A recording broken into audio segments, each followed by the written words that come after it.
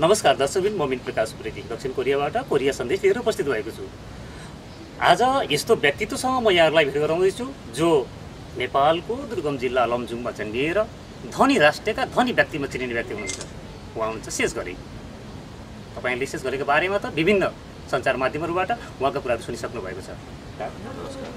स्वागत छ। नेपालको दुर्गम जिल्ला लमजुङ परिवारमा जन्मिएको शेष घले अहिले धनी राष्ट्रको धनी व्यक्तिमा चुनिएको छ, देखिएको छ। तपाईँले कस्तो अनुभव गर्नुभएको छ? अहिले अब व्यवसाय गरेर बस्न थालेको अस्ट्रेलिया 17-18 वर्ष भइसक्यो। म आफूलाई धेरै वर्षदेखि नै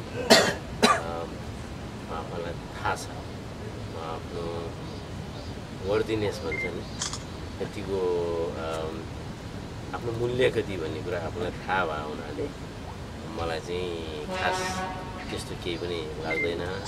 र त्यो कुरामा मलाई अलिकति कहिले कहिले अब लाज पनि लाग्छ है। अनि यो धर्मको कुरा गर्दाखेरि र यस्तो प्रश्नहरू सोद्धाखेरि के हुन्छ भने वास्तविकतामा त्यो भनेको तपाईँको एउटा व्यवसाय गर्नुहुन्छ, अब एउटा इन्स्टिच्युट अथवा एउटा संस्था तपाईँले इस्टाब्लिस गर्नुहुन्छ, त्यसको एउटा मूल्य हुन्छ। अब त्यो मूल्य निर्धारण गर्ने अथवा त्यसको जज गर्ने काम चाहिँ अरूको हो, त्यो आफ्नो होइन। त्यो चाहिँ एउटा इन्डिपेन्डेन्ट बडी बाहिरको संस्थाले जज गर्ने कुरा हो।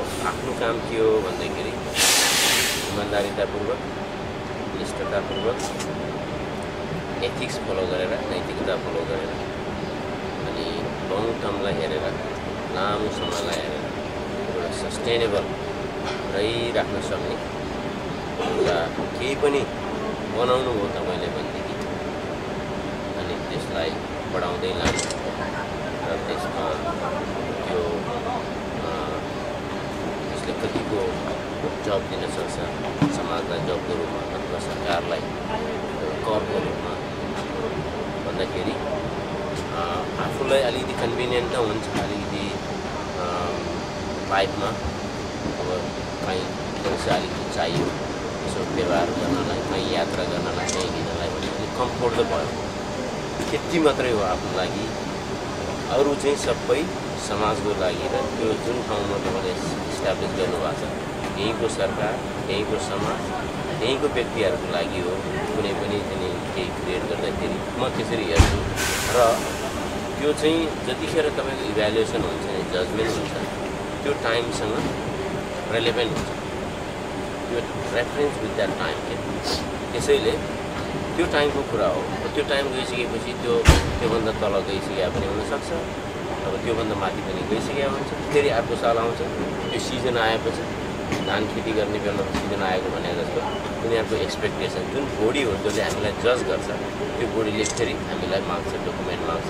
तपाईँको चाहिँ ब्यालेन्स सिट दिनुहोस्, एकाउन्ट्स दिनुहोस्, पोहोर साल यस्तो थियो, यसपालि किन घट्यो, यसपालि किन यस्तो भयो भने त्यो एउटा सर्टेन एक्सपेक्टेसन हुन्छ। त्यो एउटा च्यालेन्जेसको कुरा हो। त्यसैले केही गर्दाखेरि तपाईँ केही गर्नुहुन्छ, तर त्यसको प्रतिफल र त्यो एउटा त्यसको पैसा भन्ने कुरा भनौँ न, त्यो भनेको चाहिँ एउटा बाई प्रडक्ट हो।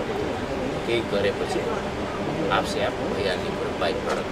त्यसैले म चाहिँ त्यसरी हेर्छु, मेरो हेराइ चाहिँ त्यस्तो हुन्छ। तपाईँ त नेपालको अहिले गहना बन्नुभएको छ, यो तपाईँले आफूले आफूलाई महसुस नगरे पनि नेपालीले महसुस गरेका छन्। एउटा नेपालीहरूले गर्व गर्ने ठाउँ राखेको छ। त्यसरी तपाईँहरू पनि यो स्ट्रगल गर्नुभयो भने यो लक्ष्यमा पुग्न सक्नुहुन्छ है भन्ने के सन्देश छ नेपालीहरूलाई?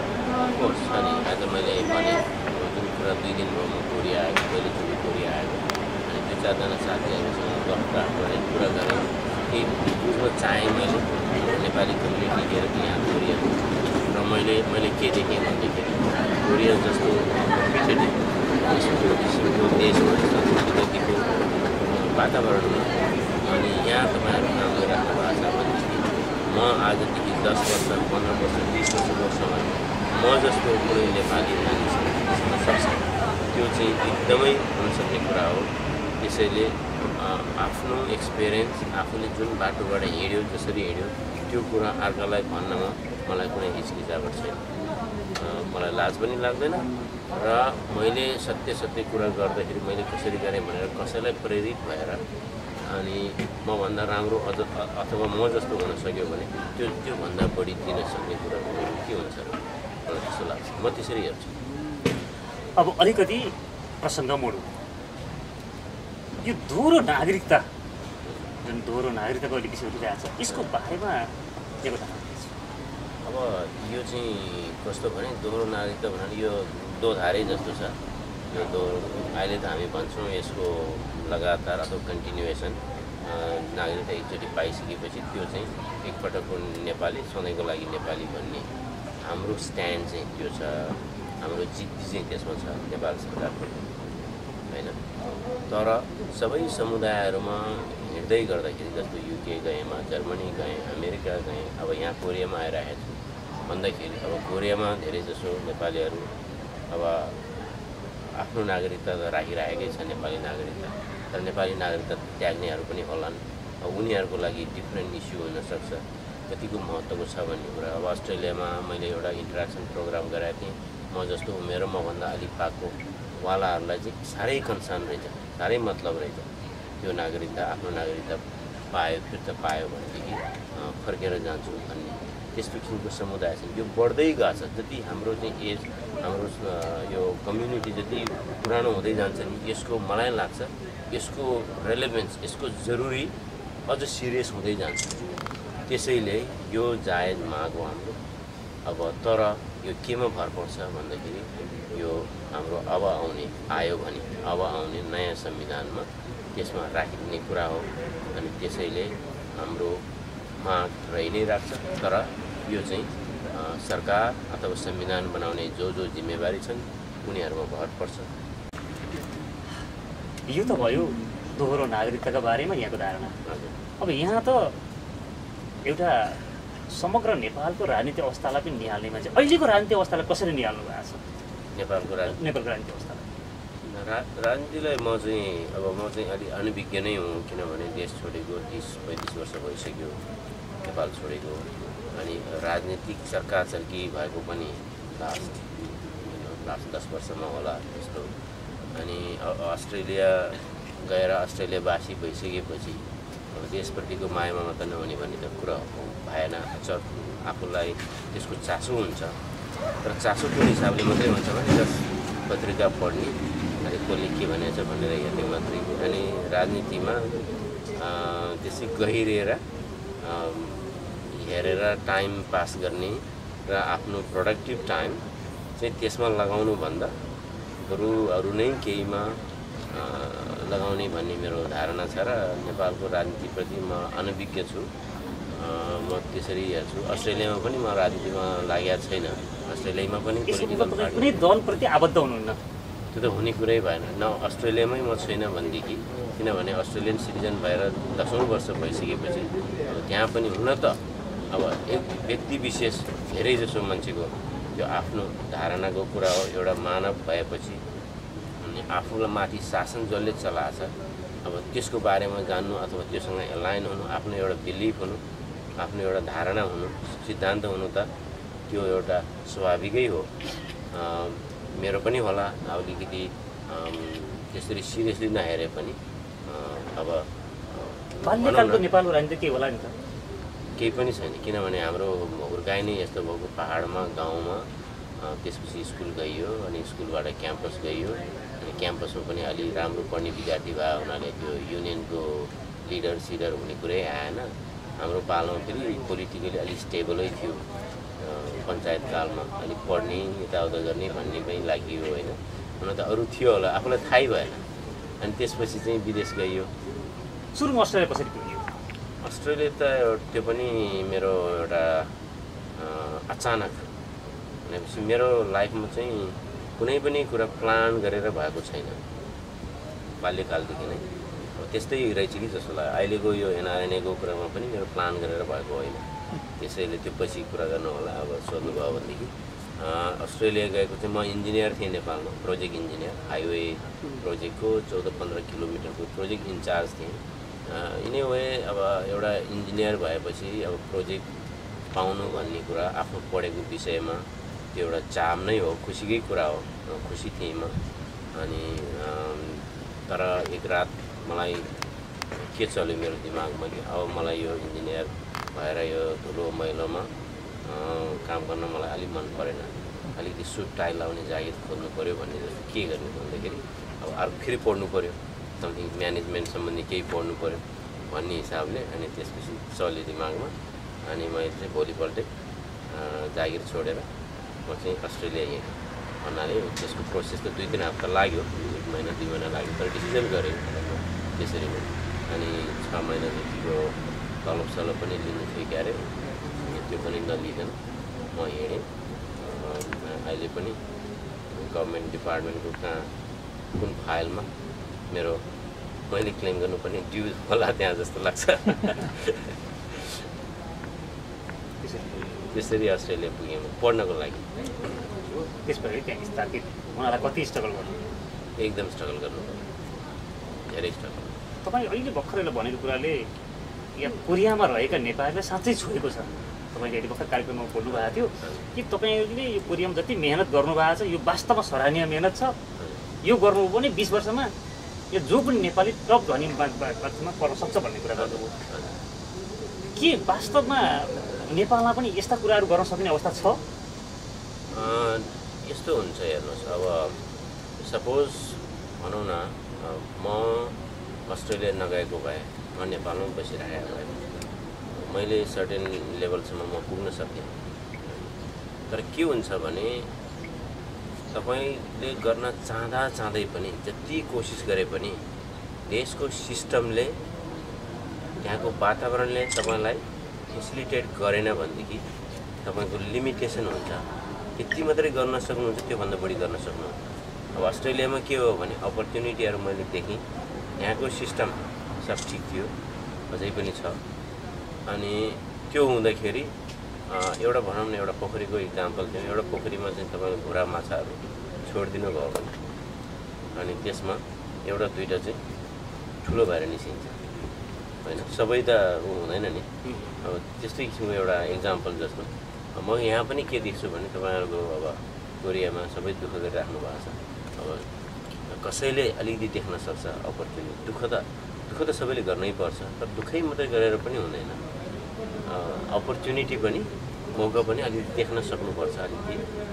र तपाईँमा अलिक क्षमता पनि हुनुपर्छ अलिकति। एजुकेसन, म त एजुकेसनलाई पनि अलिक विश्वास राख्छु। पहिले एजुकेसनमा इन्भेस्ट गर्नुपर्छ, अलिकति बेसिक लेभलको जति हुनुपर्ने हो त्यो पनि हुनैपर्छ। अनि कति दुःख गरेर पनि अब सर्टेन कुरा नहुँदाखेरि तपाईँको दुःखमा रहन्छ। त्यो हो।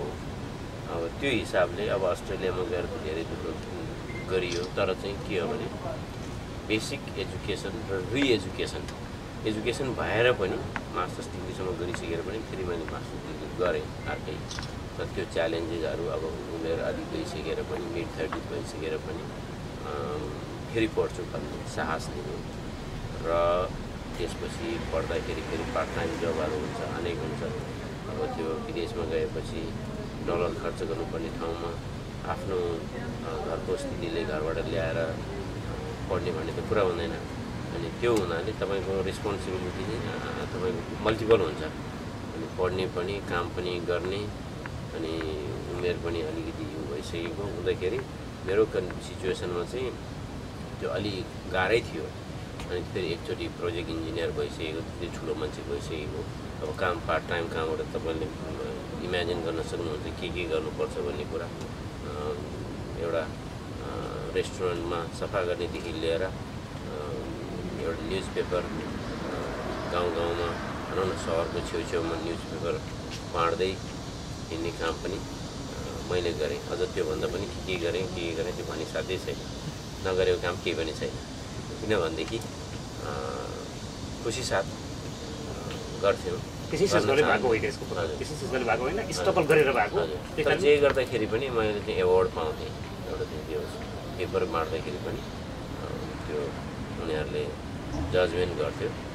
त्यो अनेस्टीले गर्दाखेरि तपाईँले अब तपाईँको कसैले चाहिँ यस्तो ढङ्गमा लगेर फालिदिन्छ कि पेपर उसले बाँड्नुपर्ने सबैको घर घरमा उसले सजिलो उपाय के गर्छ भने फालिदिने अनि कुनै प्रमाण त छैन उसले बाँडेको जस्तो भयो अनि क्लेम गर्यो होइन र म के गर्थेँ भने मैले कहिल्यै पनि एउटा घर पनि छोडिनँ सबैलाई सबैको घरमा म पुर्याउँथेँ त्यसैले म जहिले पनि के भन्छु भने कसैले सोध्नुभयो भने इमान्दारिता भन्ने कुरा लाइफमा at any stage every day तपाईँले त्यो मेन्टेन गर्नै पर्छ इमान्दारिता भन्ने कुरा ठुलो बिजनेस गर्नुहोस् सानो गर्नुहोस् कसैको काम गर्नुहोस् त्यो हुनैपर्छ त्यो भएन भने तपाईँ ठुलो पनि बन्न सक्नुहुन्न पहिलो कुरा एकैचोटि बन्नु होला र के गरेर कहाँबाट के गरेर तर पनि तपाईँ सस्टेन गर्न सक्नुहुन्छ लङ टर्मलाई हुँदैन अब अलिकति अर्को फरक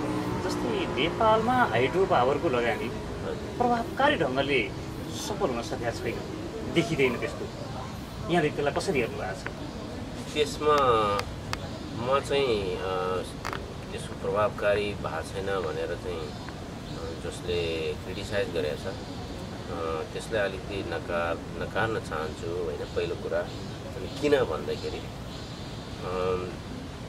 त्यसमा म पनि इन्भल्भ छु को चेयर भएर अनि डाइरेक्टर पनि हो म त्यो कम्पनीको अनि त्यो भए हुनाले मैले देखिरहेको छु मेरो आँखा अगाडि कि कसरी गर्नुपर्छ र कति समय लाग्छ नेपालको परिस्थितिमा अहिलेको परिस्थितिमा र अर्को कुरा कम्प्लेक्सिटी के छ भने हामी झन्डै 800 जना त्यसको लगानीकर्ताहरू छन् साथीहरू छन् अब 800 जनाको समूहलाई सबैलाई मिलाएर जाँदाखेरि हामीले के पायौँ भने पहिलो कुरा त समय धेरै लाग्यो अब त्यतिकै त नेपाल सरकारसँग काम गर्दाखेरि ब्युरोक्रेसीमा धेरै समय लाग्छ अब मेरो आफ्नै सपोज त्यो हाइड्रो पावर म आफैले मात्रै गरे भएर एकातिर मेरो आफ्नो मात्रै अर्कोतिर 800 जनालाई लिएर जाने म फरक के छ भने कलेक्टिभ भनेपछि त्यो पावरफुल भयो पावरफुल कुन सेन्समा भने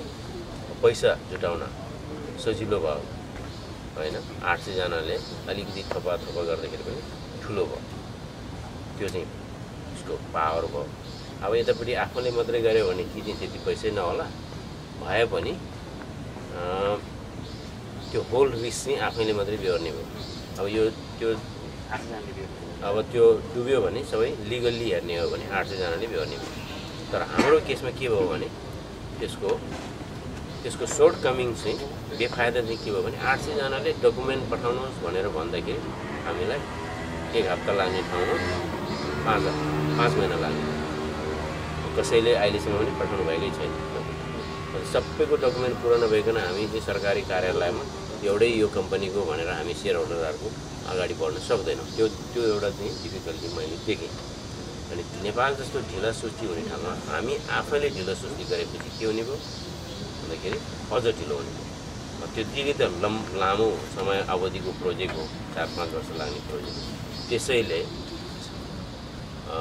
कलेक्टिभमा पावरफुल छ क्यापिटलको लागि होइन तर चाहिँ के हो भने सर्टेन डिफिकल्टिजहरू छ हाम्रो डकुमेन्टेसनको लागि त्यो ठिकै छ त्यो टलरेट गर्न सकिन्छ तर साथीहरूलाई पहिल्यै यो कुराहरू भन्यो भने मेबी उहाँहरूको एक्सपेक्टेसन कम हुन्थ्यो कि जस्तो मलाई लाग्छ यसमा त यहाँले भन्नुभएको त्यस्तो भने जस्तो प्रभावकारी नभएको होइन द्रुत गतिमा बढिरहेको छ भन्नुभयो गतिको मात्रै कुरा हो स्पिडको कुरा आयो अब स्पिड भनेको चाहिँ पैसाको कुरा आयो हामीले पैसा कलेक्ट गरेर ब्याङ्कमा राखिसक्यौँ अब इन्भेस्टर भयो 800 जना इन्भेस्टरले त त्यसको रिटर्न खोज्छ होइन मेरो पैसा त यहीँको ब्याङ्कमा भयो भने त यति हुन्थ्यो भन्ने हुन्छ अथवा नेपालको ब्याङ्कमा आफैले राखेको भए पनि यति हुन्थ्यो भन्ने हुने भयो होइन हुन त हामीले ब्याङ्कमा राखेर त्यसले इन्ट्रेस्ट त दिइराखेको छ तैपनि के हुने भयो भनेदेखि ढिला सुस्ती हामीले गरेर हुने भयो होइन एउटा स्पिड भनेको पैसाको कुरा आयो त्यसको चाहिँ डाइरेक्ट ट्रान्सलेसन के हुन्छ टाइम भनेको मनी भयो त्यो एउटा मैले देखेको छु अनि अर्को कुरा सायद प्रोजेक्ट पहिल्यै रेडी भएको भए अनि त्यसले पनि छिटो स्पिड गर्थ्यो हामीले पैसा त कलेक्ट गऱ्यौँ त्यसपछि फेरि हामीले प्रोजेक्ट छान्न थाल्यौँ त्यहाँ प्रक्रिया पनि अलिकति ढिलो भयो होइन। तर हामीले गर्नै पर्ने थियो त्यसरी, किनभने गल्ती गर्नुभन्दा टाइम लगाउनै राम्रो, बरु चाहिँ ठिक काम गर्नु तर टाइम लगाउनै राम्रो होइन। किनभने 800 जनाको जिम्मा चाहिँ 4-5 जना डाइरेक्टर जो बस्या छ तिनीहरूको जिम्मा हुने भयो। अनि त्यो हुँदाखेरि हामीले एकदम केयरफुल्ली गर्नुपर्ने भयो। त्यसैले यो म आफैले देखाए हुनाले म यति कन्फिडेन्टका साथ भन्छु कि त्यसमा केही तलमाथि भएको छैन त्यहाँ। अब मैले त यतिसम्म पनि जिम्मा दिएको छु, अस्ट्रेलियाको जिम्मा चाहिँ मैले लिएको हो। त्यो कारणले कति साथीहरूले चित्त बुझ्दैन, मेरो पैसा साह्रै नै लक हो त्यहाँ, म यो टोलरेट गर्न सक्दिनँ, म त्यो धान्न सक्दिनँ भन्ने हो भने बरु तपाईँको पैसा लिएर जानुहोस्, म रिफन्ड गरिदिन्छु, मै लिइदिन्छु तपाईँको भाग भनेर पनि मैले त्यसरी 1-2 केस, 1-2 केसमा हामीहरूले, मैले मात्रै पनि होइन अरू 2-4 जनाले त्यसरी त्यो पनि गरेका छौँ हामीले। त्यसैले सुरुमा हामीले भन्दाखेरि अस्ट्रेलियामा साथीहरूलाई यो लङ टर्म इन्भेस्टमेन्ट हो, 10, 8, 9, 10 वर्ष तपाईँले यहाँ हालेपछि यसको रिटर्न आउँछ भन्ने कुरा आशा नगर्नुहोस्। यो लङ टर्म हो, तपाईँलाई तुरुन्तै इन्भेस्टमेन्टबाट रिटर्न आउन आशा चाहनुहुन्छ भने यसमा चाहिँ गर्नुहुन्न भनेर हामी त्यो भनेको पनि छौँ। त्यसैले अब हाइड्रोको कुरा सिद्ध्याइहालौँ, यो कलेक्टिभ हिसाबले चाहिँ प्लस चाहिँ त्यही रहेछ, मतलब हामीले चाहिँ पैसा मोबिलाइज गर्न सक्ने रहेछ, हामीसँग क्यापेसिटी रहेछ र हाम्रो चाहना पनि रहेछ। तर चाहिँ हाम्रै सङ्ख्या धेरै हुँदाखेरि अलिकति डकुमेन्टेसनमा यताउता हामी आफैमा ब्युरोक्रेसी हुन जाने रहेछ। त्यसैले अबदेखि गर्दाखेरि हामी यो कुरालाई अलिकति ध्यानमा राखेर साथीहरूलाई राम्रोसँग भन्यो भने हुन्छ होला जस्तो लाग्छ। नेपालमा यस्तै हाइड्रो पावर जस्तै अरू के लगानी गरे राम्रो होला जस्तो छ? नेपालमा म आफ्नो पर्सनल्ली एक्सप्लोर गर्दाखेरि ब्याङ्किङ एन्ड फाइनेन्स पनि राम्रो छ, किनभने त्यो इन्डस्ट्री मेच्योर भइसकेको छ नेपालमा, त्यसमा ट्रान्सपरेन्सी छ। त्यो इन्डस्ट्रीमा हाम्रो सायद यो कन्फ्लिक्ट सिचुएसनले पनि होला, देशमा अशान्ति भयो 10-15 वर्षसम्म, अरू ठाउँमा लगानी गर्ने ठाउँ भएन। त्यो गर्दाखेरि धेरै ब्याङ्क र फाइनेन्स कम्पनीहरू खुल्यो, त्यो अनि यो रेमिटेन्सको फ्लो पनि ह्युज रूपमा भइरहेको छ। त्यो हुँदाखेरि त्यो पनि एट्र्याक्टिभ इन्डस्ट्री छ। हाम्रो पैसा, तपाईँहरू पैसा पठाउनुहुन्छ, हामी पठाउँछौँ भने हामी त्यसैमा पनि लगानी किन नगर्ने? त्यसमा रिस्क चाहिँ कम छ, तर चाहिँ किन्नु पर्दाखेरि त्यसको सेयर भनौँ न, त्यसमा चाहिँ अलिक महँगो पर्छ होला इस्टाब्लिस भइसकेको ब्याङ्कहरू। त्यसैले मलाई त लाग्छ त्यो एउटा राम्रो एरिया हो। अब अरू एडभाइस त म के दिउँ, हाइड्रो त राम्रो हो, डेफिनेटली 20-25% रिटर्नको हामी कुरा गर्छौँ। अब त्यो रिटर्न त एकदम हाई हो, तर चाहिँ विभिन्न डिफिकल्टिजहरूले कन्ट्रीमा अहिले भइरहेको डिफिकल्टिजहरूले र यो प्रोजेक्ट साह्रै लामो अवधि प्रोजेक्ट यो हुने, अब जग्गा अधिग्रहण गर्नु पर्यो, लोकल गाउँलेहरूलाई चित्त बुझाउनु पर्यो, धेरै डिफिकल्टिजहरू छन् यो हाइड्रो प्रोजेक्टमा। त्यसैले हामी चाहिँ हाइड्रो प्रोजेक्ट गर्दा एकदम केयरफुली गर्नुपर्ने हुन्छ। र पहिल्यै हामीलाई थाहा छ यसमा डिफिकल्टिज भन्यो भने हामीलाई क्वेसन निकाल्दैनौँ। अब थाहा छैन, तपाईँ अब त्यतिकै इमोसनल्ली हालिदिनु भयो, पछि आएर थाहा भयो भने अनि त्यस्ता साथीहरूले अलिक क्वेसन गर्छन्। मैले देखेको त्यही हो। अब अलिकति प्रसङ्ग, अहिले यहाँको चर्चातिर जुन अहिले मिडियामा चर्चा छ, शेष गलेको एनआरएनको लागि उम्मेदवारी भनेर, यहाँ एनआरएनको उम्मेदवार भन्दै हुन्छ, एनआरएनमा जानुपर्ने र त्यहाँ गएपछि यो गर्छु भन्ने आफ्ना मुद्दाहरू के छन्? एनआरएन सर्वप्रथम त म एनआरएनमा किन जान लागेको हो भन्दाखेरि मेरो आफ्नो व्यक्तिगत परिस्थिति, मेरो व्यवसाय, मेरो व्यवसायको लाइफ साइकल, मेरो आफ्नो उमेरको लाइफ साइकल, सबै कुराले अब आउँदो 1-2 वर्षमा अब म नेपालमा केही दिन्छु, अब म चाहिँ केही दिन सक्ने क्षमताको भएँ भन्ने अवस्थामा म पुगेको थिएँ। यो 1 वर्ष 2 वर्ष पहिलेको कुरा म सोच्दैछु। नेपाल जाँदा बढी माया, एट्याचमेन्ट हुने, अझ जान मन लाग्ने, अनि त्यो स्थिति आयो। त्यो स्थिति आउँदाखेरि किनभने आफ्नो व्यवसाय आफ्नो सबै जे क्रिएट गर्यो त्यो ठाउँमा छ, डेलिगेट गरेको छ, अरू स्टाफले रन गरेको छ, त्यसपछि मैले डे टु डे हेरिराख्नु पर्ने जरुरी भयो। अनि यो दिने प्रोसेसमा जुन सोचाइ थियो मेरो कसरी दिने त भन्दाखेरि त्यही फाउन्डेसन च्यारिटी केही खोलेर अब त्यसको थ्रुबाट केही आफ्नो समय दिने, आफ्नो रिसोर्सेसहरू दिने, जे गर्नुपर्छ देश फर्किने अभियान भनौँ त्यो मेरो सोचाइ भएकोमा यो एनआरएनएको जुन चाहिँ एप्रोच आयो त्यसपछि मलाई कस्तो लाग्यो भने अब मैले सुरु गर्दाखेरि शून्यबाट सुरु गर्नु पऱ्यो जे गर्दा पनि। अब यो एनआरएनएको 10 वर्ष उमेर भइसक्यो, यो चाहिँ यो त हिँड्ने भइसक्यो भनेपछि अब यसैलाई बरु चाहिँ अलिकति जवान किन नबनाइदिने होइन भन्ने हिसाबले यो मेरो दिने प्रोसेसमा म चाहिँ यहाँ दिन चाहिँ जाँदैछु। मेरो समय, मेरो एक्सपर्टिज, मेरो एक्सपिरियन्स अनि मसँग भएको अरू साधन समेत म खुसी साथ दिन जान लाग्यो। अब मेरो मुद्दाको कुरामा चाहिँ छोटकरीमा म भन्छु, यसमा मैले धेरै समय लिएँ।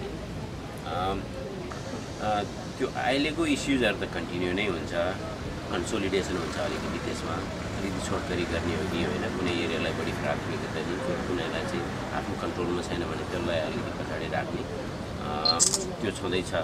अनि त्यसभन्दा पनि बाहेक मेरो फोकस चाहिँ के हुन्छ भने एनआरएनएलाई अलिकति एउटा ट्रस्ट फन्ड खोल्ने, परोपकारी होस् अनि जसले गर्दाखेरि दैवी प्रकोप केही भइहाल्यो हुन त एभ्री इयर हुन्छ हामीलाई थाहा छ। अनि त्यस्तो निडी वर्गलाई चाहिँ सहयोगको लागि एउटा परोपकारी कोष खडा गर्ने र त्योभन्दा बाहेक पनि सकियो भने एनआरएनएलाई आर्थिक हिसाबले अलि बलियो बनाउँदै जाने मेरो लक्ष्य रहनेछ।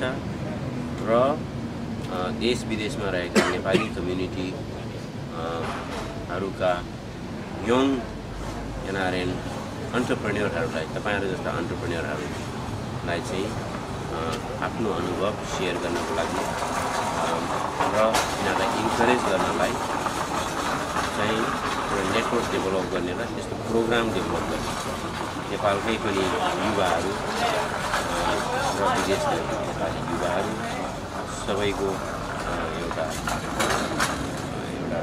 घुलमिल गराएर एक आपसमा विचारको आदान प्रदान र पुराना हामी जस्ता एनी एक्सपिरियन्स अन्टरप्रेन्योरहरूले उनीहरूलाई हामी कोचिङ गराउँदै जानेर ताकि भविष्यमा पछिको जेनेरेसन एनआरएनहरू चाहिँ हाम्रो समाज, हाम्रो कल्चर, हाम्रो नेपालबाट डिट्याच भएर जाओस् र कन्टिन्युटी होस् भन्ने हिसाबले यो कन्टिन्युस एउटा प्रोग्राम, नयाँ प्रोग्राम ल्याउँ कि भन्ने मेरो विचारमा छ। किनभने यसमा ह्युज क्यापिटल इन्भेस्टमेन्ट गर्नु पर्दैन, एउटा विचारको आदान प्रदान हो। यो प्रोपर प्रोग्राम स्ट्रक्चर भयो भने सायद त्यो सक्सेसफुल हुन्छ। यो कुरियर सन्देश मार्फत र अनलाइन खबर मार्फत तपाईँले हामीले क्वेसन गर्न छुटेका केही कुराहरू जो चाहिँ आफूलाई भनौँ लागेको छ त्यस्तो कुरा के छ? मलाई भनौँ लागेको चाहिँ मेरो सन्देश अथवा मेरो नारा चाहिँ एनआरएनएमा अहिले यो मेरो एनालिसिसबाट चाहिँ एकता र समावेशिता त्यो मेरो नारा हो। र यदि एकता र समावेशिता भएन भने हाम्रो संस्था दीर्घकालीन हुन सक्दैन। त्यसैले म त्यो एचिभ गर्नको लागि लागिरहेको छु। तर त्यो सधैँको लागि वाच गरिराख्नुपर्ने हुन्छ, हेरिराख्नुपर्ने हुन्छ। त्यो एकचोटि एचिभ गरेर हुने कुरा होइन, त्यसलाई चाहिँ जहिले पनि हामीले मेन्टेन राख्नुपर्छ। र अहिले यस्तो किसिमको जङ्क्सनमा, यस्तो किसिमको जम्काभेटमा, यस्तो पोइन्टमा आइपुगेको छ कि अलिकति डिसयुनिटी छ कि जस्तो मलाई लागिरहेको छ। त्यो एकदम डेन्जरस कुरा हो। त्यसैले म चाहिँ त्यही एचिभ गर्नको लागि अगाडि लागिरहेको छु। र अलि संस्थामा पनि अलिकति यसको सुशासन र इन्स्टिट्युसनलाइजेसन भन्नाले संस्थागत गर्नेतिर पनि अलि ध्यान दिनेछु। तर पनि मेरो काम गर्दाखेरि पूर्व अग्रजहरूको सल्लाह लिने र उहाँहरूको भ्यू र आफ्नो टिमको भ्यू र एउटा सामूहिक टिमगत काम गर्ने र मेन पपुलेसन जुन छ हाम्रो समाज उनीहरूसँग इन्टरेक्ट गरेर उनीहरूको एडभाइस सुनेर त्यो स्टाइल चाहिँ मेरो स्टाइल हुनेछ। हस् त, यहाँले आफ्नो अमूल्य समय हामीले दिनुभयो, यहाँलाई धेरै धेरै धन्यवाद।